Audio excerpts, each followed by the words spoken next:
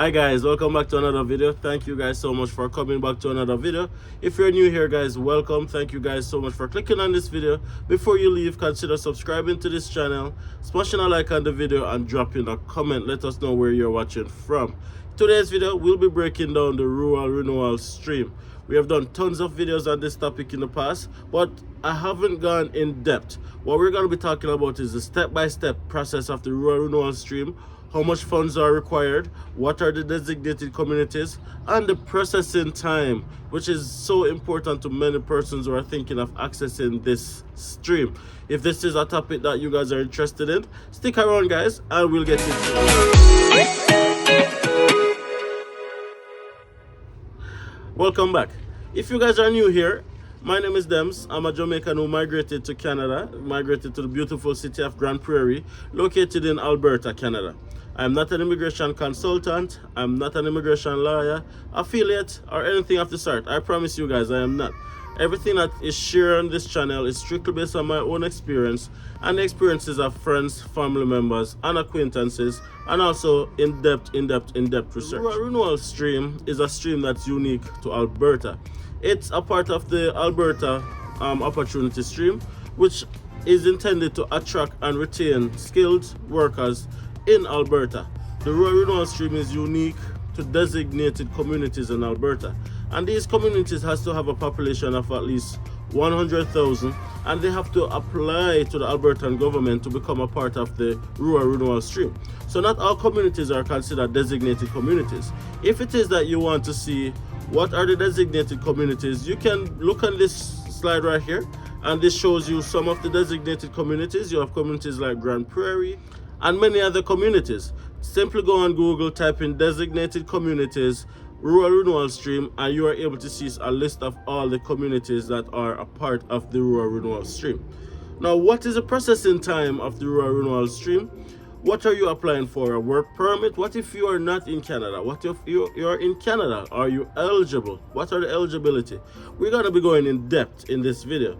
This video is intended to be a step-by-step guide, because even myself, when I try to look on the internet to find information about the rural renewal stream, it's a little bit vague and a bit all over the place. So if it is that you know somebody who is interested in the rural renewal stream, please click that share button so that they can get this information as straightforward as possible. The first thing you need to get a job offer from an approved employer within the designated communities.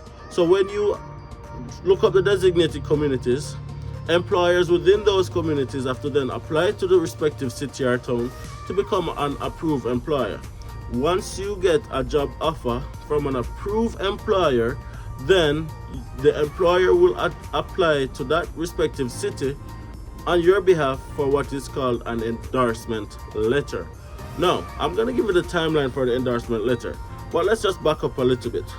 Let's talk about this job offer. Does every job offer count? No. The job offer has to be for full-time employment, 30 hours at least per week, and has to be for at least 1 year.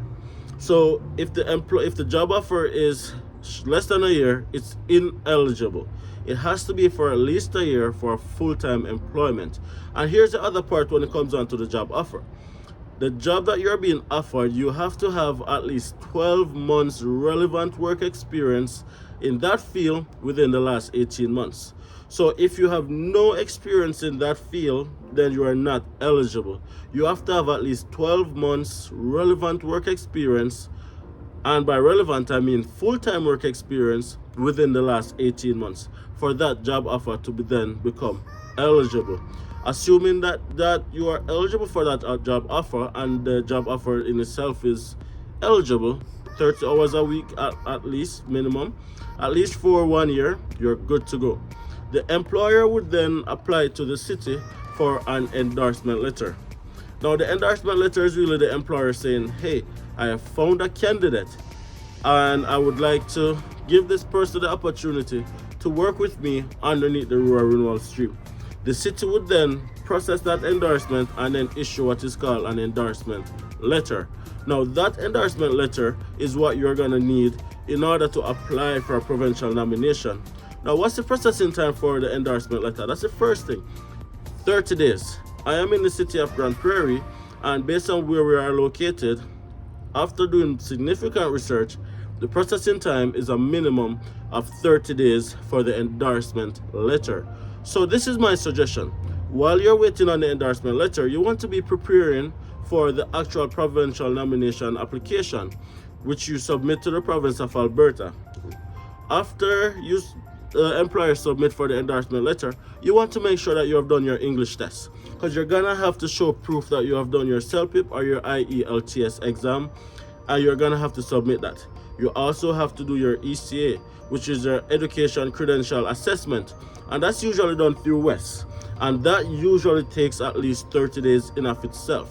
Now, the rural renewal stream really requires you to have a basic of Canadian high school education equivalent.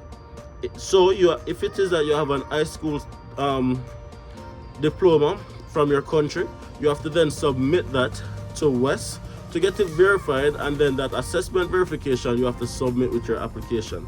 So those are just two of the stuff that you're gonna need to submit with your application. So while you are waiting on your endorsement letter from the city, you want to make sure that you're getting those stuff in place, right? Now, the endorsement letter says that we endorse this candidate.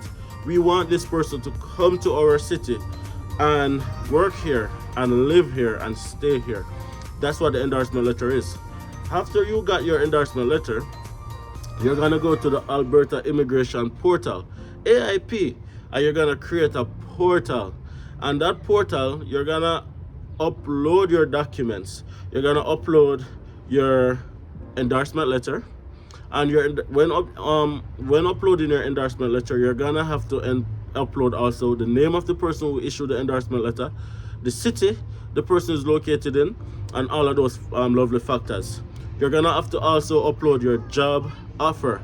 Now, the job offer has to be signed by both the employer and the employee. And remember, we spoke about the specifications of the job offer.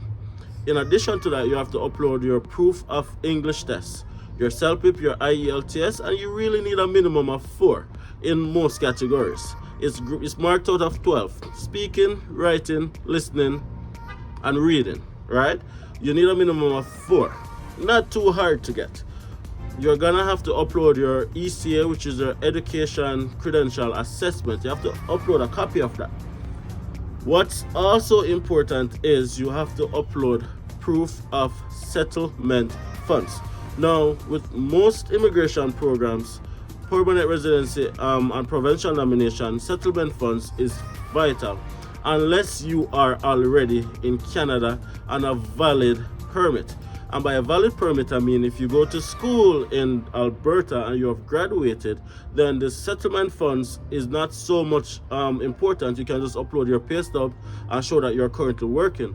And if you're also a student who have studied in Alberta, the 12-month relevant work experience within the field is not important. That's not relevant to you. Whatever job offer you get, it's valid. That's the benefit of studying. Now, what is the settlement funds if you are here as a visitor, or if it is that you're out of country and you're doing this opportunity? Now, based on the Alberta Opportunity Stream website, if the population of the city you are going is less than 1,000 person and you are going as a single family member, the minimum you have to show is 8,922, and the maximum, if you're applying for a family of 3, the minimum for a family of 3 is 13,655. Now, if the population is more than 30,000 but less than 100,000, a single person have to show $11,093. I'm gonna be popping it right here so you guys can see what's going on right over here.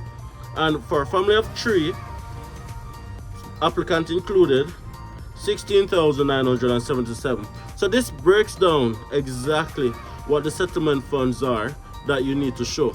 Bearing in mind, if you're working in the province on a work permit, or you have a study permit and you are working, then this is significantly relaxed. But if you are not here on a valid permit or out of country, you're gonna have to show these funds one way or the other. So you have submitted all your documents. What's next? Now, what's next is you wait to be provincially nominated. Now, provincial nomination can take anywhere between 3 months to 6 months based on past processing times. Now, what do you do throughout that time? You wait. If you're here on a visitor's visa, I usually suggest that, listen, you can either extend your visitor's visa or you can go back home and wait. It's really up to you. But as long as your application is submitted, you know that something is being worked on. But you're not going to be able to work or anything while you're waiting to be provincially nominated. Very, very, very important to know that. 3 to 6 months, and you might be lucky to get through before. But plan for 3 to 6 months. As soon as you get provincially nominated, you'll get an email to say that your application has been approved, and you will get what is called a provincial nomination certificate. And this certificate is very important because this certificate is what you're going to use to apply for permanent residency. But what's even more important, as soon as you get that nomination certificate, you can then request a letter, which is letter 204C from Alberta, which allows you to apply for a work permit. And this is where it gets interesting now. As long as you're provincially nominated, you are LMIA exempt, and then you can use this letter and apply for a work permit. So even though you have not submitted your permanent residency application yet, you can still work because you can still show that you've been provincially nominated, and you can apply for a work permit, a work permit and exempt LMIA. Now, after being nominated and submitting to IRCC for your actual permanent residency, you have 6 months after nomination to apply for your PR. But the good thing is you have your work permit already, so you can start work some money to submit that application for permanent residency. So you submit your application within 6 months after being nominated, and that application, because it's a non-express entry stream, you're applying for permanent residency under, it might take up to 1 year. That's just a fact. It might take up to 1 year. But the point of the matter is you're here in Canada, you're working, your family is able to join you, you can work and wait on your permanent residency application. That's the good thing about the RENEWAL stream. Now, the permanent residency application, based on the processing time of past applications and online, might take up to a year. But it's a year of work, it's a year of waiting, transitioning. So in my opinion, I don't think that's bad, but it's totally up to you. When you apply for permanent residency, IRCC is going to ask for additional information that the Albertan government did not ask for when you're uploading your portal for your provincial nomination. And one of those documents are you're going to have to do a medical. In addition to that, you have to submit your police clearance certificate or your police record if you're watching this from Jamaica. You're going to have to submit additional documentation that may be required from IRCC, right? That's very important. Now, IRCC reserves the right to issue permanent residency or refuse permanent residency. It's not a guarantee that you're going to be approved just because you've been provincially nominated. So you want to still put as much effort into your application as much as possible. So just to backtrack a little bit, 3 to 6 months for a provincial nomination, which allows you to work, apply for your work permit, which allows you to work. Getting a job offer, your job offer has to meet specific specification. We spoke about it before. And your permanent residency application has to be submitted within 6 months after getting provincially nominated. And after submitting your PR application, it might take up to 1 year. Now, that's all I know about the RENEWAL stream. I really hope that this video has been beneficial to many persons who are a little bit confused of the process, not sure how the process works, not sure what's next, and all those lovely things. If you have benefited from the RENEWAL stream, please drop a comment as well. Let us know what your experience has been. Let us know how it's going for you. And if you're coming to Canada with the intention to get a RENEWAL stream job offer, please be prepared. Please plan for 3 to 6 months without work, right? Of course, this is just strictly based on my own experience, strictly based on research. I'm not an immigration officer, not an immigration lawyer or anything of the sort. Check out all my links down in the video description if you guys are interested in chatting with me one-on-one. My calendar link is right on the top. Check me out on Instagram, shoot me a message, let's connect. We do resume writing, we do letter of explanation writing, we do even invitation letter writing for persons who don't know how to put pen to paper. We'll help you with all of that thing. Right, check us out, man. We are definitely available, and we would love to connect with you guys. If you haven't subscribed already, guys, please let this be the video where you actually hit the subscribe button. Get us to 10,000 subscribers after this video. How does that sound? And of course, get us to 1,000 likes. We really appreciate it, guys. See you guys in the next video.